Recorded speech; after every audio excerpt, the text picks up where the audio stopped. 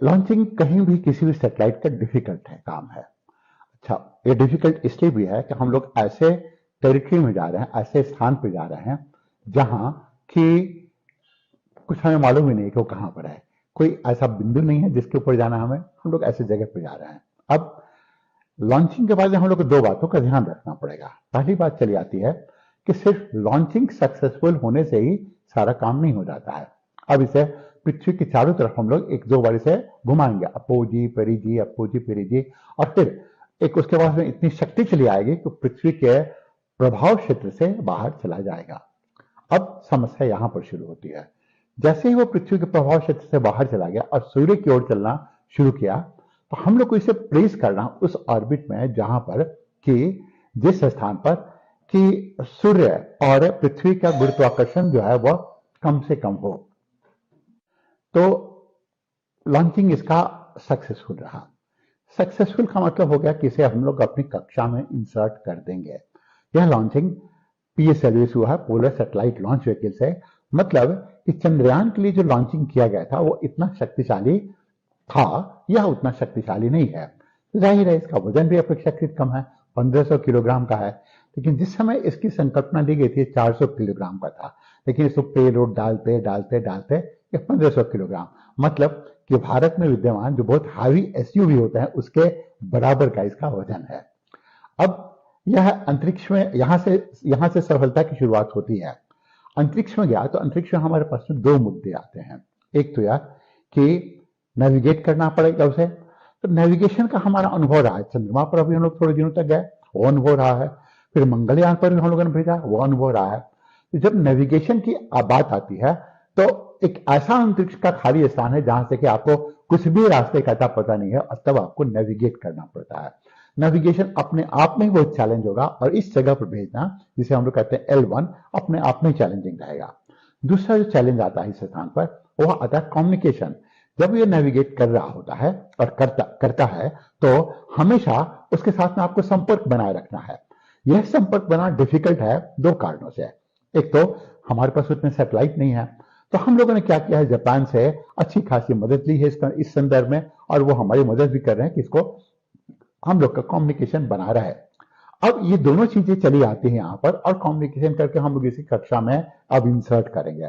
तो इंसर्ट जब करेंगे यहाँ पर तो वह L1 पॉइंट होगा। L1 पॉइंट का महत्व यही चला आता है कि उस स्थान पर जो ग्रेविटेशन फोर्स है और सैटेलाइट के सेंट्रीपिटल फोर्स है दोनों बैलेंस रह सकते, टंगा रह सकता है उस स्थान पर।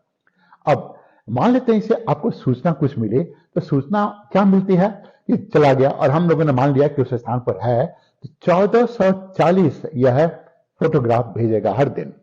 जो 1440 फोटोग्राफ भेजेगा तो उसमें दो बातें महत्वपूर्ण हो जाती हैं। एक कि उसका तुरंत इंटरप्रिटेशन करना है, उसे डाउनलोड करना है, उसे इंटरप्रेट करना है।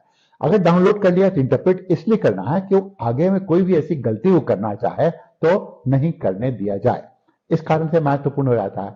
अब आप सोचिए कि 5 सालों तक इतने फोटोग्राफ वो लेकर भेजेगा, इसका इंटरप्रिटेशन ही सबसे महत्वपूर्ण होगा, क्योंकि इसके इंटरप्रिटेशन से ही हम लोग को जानकारी मिलेगी। और ये इस इंटरप्रिटेशन को हम लोग मूल रूप से, इसके पास 5 पेलोड है, लेकिन एक है suit, solar, ultraviolet, imaging telescope. यह है जो मुख्य काम करेगा वह अल्ट्रा वायलेट किरणों के सहारे पूरे सूर्य को मैप करने का। एक है दूसरा वीएलईएस है, यह क्या काम करेगा कि कोरोना के ऊपर में किसी तरह का एक ब्लॉकेज डाल देगा तो सूर्य नहीं दिखेगा। जब सूर्य नहीं दिखेगा तो इसके जैसे कि ग्रहण के समय होता है कि ग्रहण के समय अगर चंद्रमा बीच में आ गया पृथ्वी के तो सूर्य नहीं दिखता है, और अगर ये नहीं दिखेगा तो इसका कोरोना का अध्ययन किया जा सके। यह कोरोना का अध्ययन महत्वपूर्ण हो जाता है इसलिए क्योंकि यह पता ही नहीं चल पा रहा, आज तक हम लोग को पता नहीं चल पाया कि सूर्य के गर्भ में 15 लाख डिग्री सेंटीग्रेड तापमान और सतह पर 5000 डिग्री सेंटीग्रेड का तापमान, और इससे जो CMA कोरोनल मास इंजेक्शन होता है उसका तापमान चलाता है 2 लाख, 3 लाख, 5 लाख डिग्री सेंटीग्रेड चलाता है। तो यह अध्ययन करने में हम लोग को मदद मिलेगी। और फिर प्लाज्मा का अध्ययन है यह, और इस प्लाज्मा के अध्ययन से हम लोग यह मालूम कर पाएंगे कि वास्तविक रूप में कितना गर्म है, कितनी अधिक ऊर्जा है, और क्या चाहिए हमें प्रोटेक्ट करने के लिए अपने स्पेस एसेट को। तो मूलतः अब यह काम करना शुरू करेगा स्पेस वेदर का, स्पेस के मौसम का, अंतरिक्ष के मौसम का। और अंतरिक्ष का मौसम इसलिए महत्वपूर्ण है क्योंकि अंतरिक्ष के मौसम में ही सारे के सारे सैटेलाइट हैं। अब सैटेलाइट में एक सैटेलाइट में समस्या चली आती है, अगर मान लेते हैं इससे चार्ज पार्टिकल्स आए और एक में समस्या चली आती है और वह किसी भी तरीके से नष्ट हो जाता है, अपने मार्ग से भटक जाता है, आप कल्पना कर सकते हैं उसके बाद में हो सकता है सैटेलाइटों के टकराने की और स्पेस डेब्री की लड़ाई लड़ जाएगी। स्पेस फिर रहने लायक नहीं रह जाएगा, वो इतना खतरनाक स्थान हो जाएगा। तो इन सभी चीजों से निपटने के लिए, बचने के लिए, इसका प्रबंधन करने के लिए अब आदित्य L1 पूरी तरह से तैयार हो जा रहा है। तो बधाई का पात्र किसे समझिए आप इसमें? जाहिर है वैज्ञानिक है, इस पूरे पहलू को बधाई का पात्र है, लेकिन आप इसको सिंगल आउट नहीं कर सकते। जैसे प्राइम मिनिस्टर मोदी ने क्या किया, इसरो के लिए बजट को डबल कर दिया, वो भी बधाई के पात्र हैं।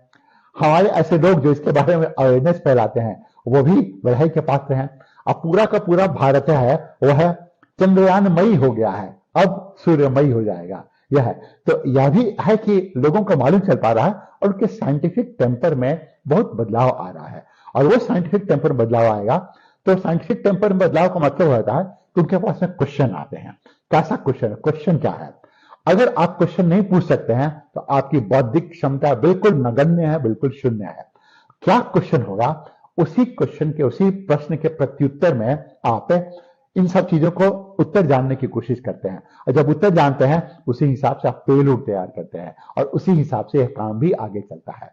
सबसे पहले तो हमारे मन में प्रश्न आने चाहिए कि हमें क्या, किस क्वेश्चन का आंसर चाहिए।